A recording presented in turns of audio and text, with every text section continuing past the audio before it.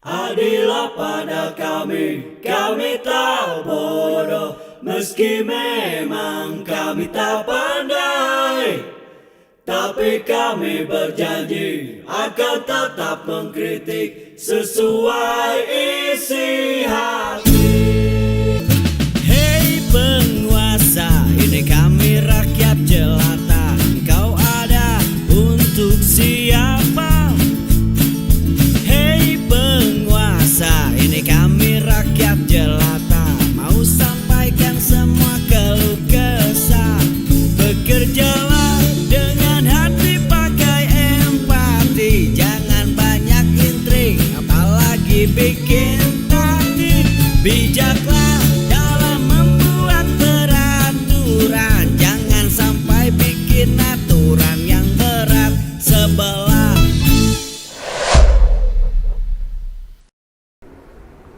Ditambahin juga dengan foto yang pernah diposting oleh Bambang Tri. Jadi Bambang Tri yang kemarin kena hukuman itu sebetulnya adalah kawannya Jokowi. Ini bukti-bukti fotonya. Jadi tulisannya retret pendalaman iman di luar gereja, penyembuhan luka. Ini wallahu alam, apakah ini gambar real betul keadaannya seperti itu ya? Karena yang kita tahu Jokowi agamanya Islam. Cuman kalau ininya palsu, jangan-jangan semuanya serba palsu. Repot kalau sudah begitu. Bahkan statementnya begini, gue lengkapin sekalian si cungkring aman, bininya pura-pura Islam biar bisa jadi presiden. Baca aja itu status, gak ada orang Islam ke gereja ibadahnya. Itu foto bareng Bambang Tri waktu muda.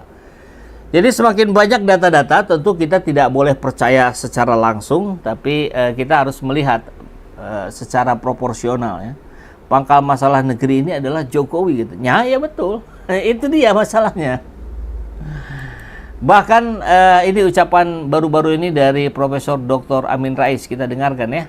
Heboh nasional tentang isu lama menyangkut apakah Jokowi benar-benar punya ijazah SD, SMP, dan SMA sekarang meledak lagi dan mempermasalahkan apakah Jokowi pernah berkuliah di Fakultas Kehutanan UGM dan punya ijazah S1.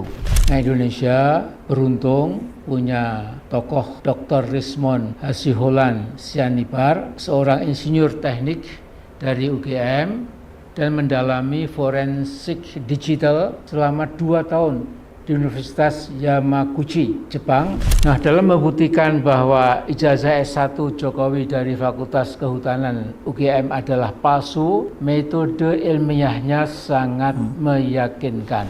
Tunjukkan ijazah S1 dari Fakultas Kehutanan UGM yang asli, yang Anda miliki, titik.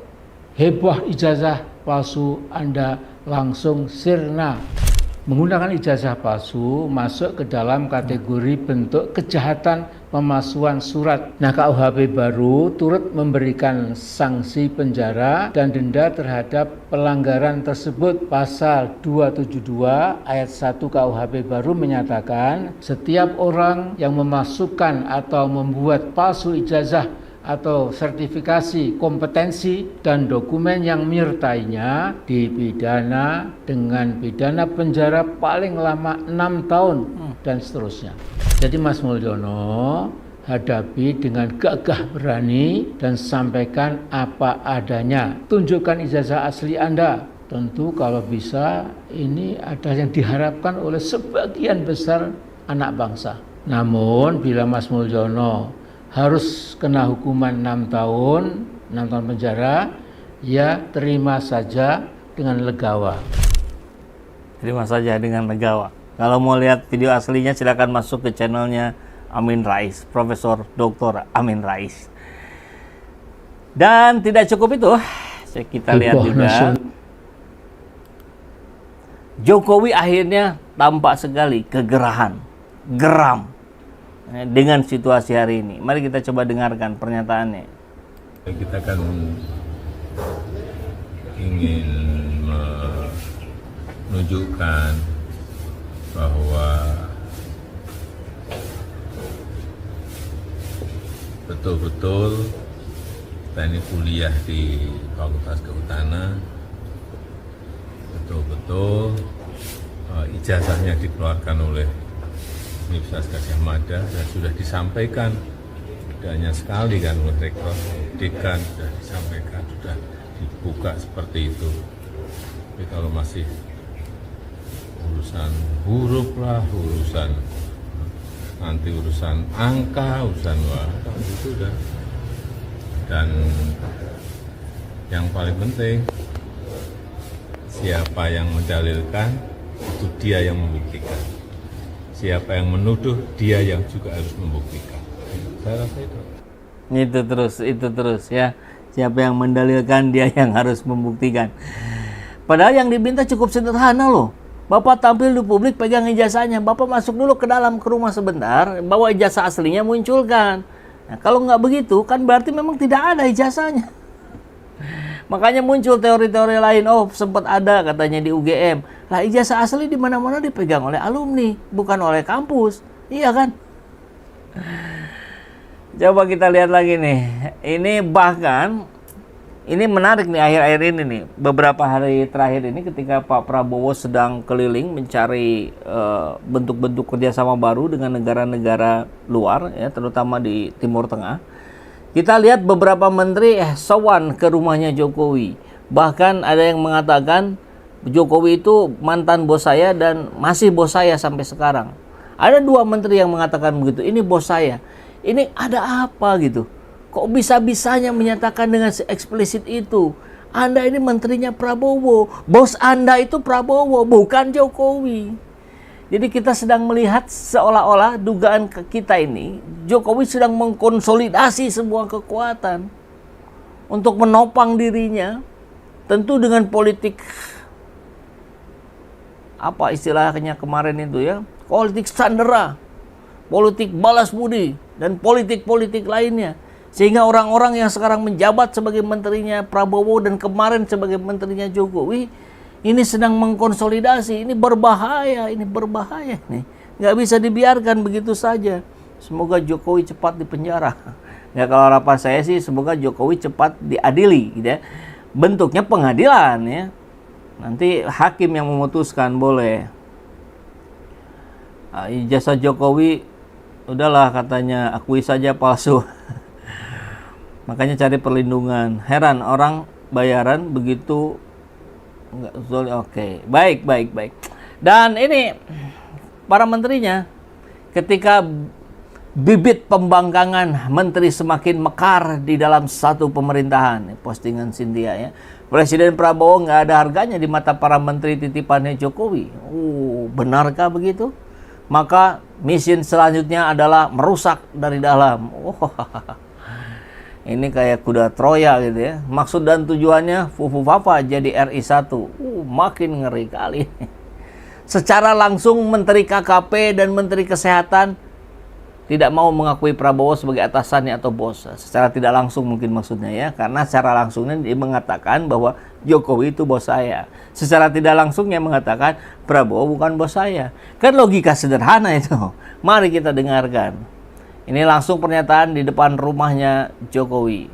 Ini kemarin-kemarin ketika Prabowo di luar negeri dan sampai sekarang pun masih di luar negeri. Kenapa terjadinya selalu begitu? Ketika Prabowo ke luar negeri, langsung menteri-menteri ke Solo. Oh no, pore.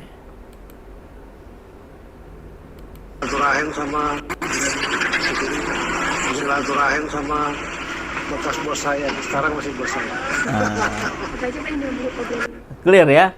Silaturahim sama bekas bos saya. Sekarang masih bos saya. Jadi bosnya Menteri KKP ini adalah Jokowi, bukan Prabowo. Kan logikanya begitu. Ya, kesehatan dan sebagainya. Saya sehat, beliau sehat. Saya minta arahan-arahan yang sekali saya sudah jadi. Apa kemarin dengan Pak Jokowi hari ini? Nah, ini Menteri Kesehatan. Silaturahmi karena Pak Jokowi kan bosnya saya sama ibu silaturahmi, mohon maaf lahir dan batin, doain supaya Pak Presiden dan ibu tuh sehat karena sudah masih jadi Menteri Kesehatan kan. Kalau Pak Jokowi sehat kayak gini kita senang, apalagi kalau Pak Jokowi nanti umurnya sampai 80, 90, 100, insya Allah kita lebih senang lagi. Artinya Menteri Kesehatannya sukses sih. Kok bisa begitu ya? Kalau Pak Jokowi sehat, berarti Menteri Kesehatannya berhasil. Oh, begitu ya? Menteri Kesehatan dinilai dari kesehatan seorang presiden. Ini, wah ngeri nih. Ini kalau sudah masuk ke kultus individu, bahaya ini. Dosa besar ini. Jadi, sahabat, kembali lagi ke sini, semakin kuat konsolidasi timnya Jokowi, yang hari ini juga sudah menyiapkan lawyernya untuk menghadapi Pak Rizal Fadila CS di tanggal 16 itu. Semakin tampak kejanggalan-kejanggalannya, semakin muncul dugaan-dugaan kepalsuannya. Mobil penyok, cat terkelupas, jangan panik, Mekarjaya solusinya. Kami spesialis bodywork dengan hasil rapi, presisi, dan tahan lama. Dari baret kecil sampai perbaikan besar, semua ditangani oleh teknisi berpengalaman. Lihat hasilnya, mobil kembali mulus seperti baru keluar dari showroom. Mau servis cepat dan terjangkau?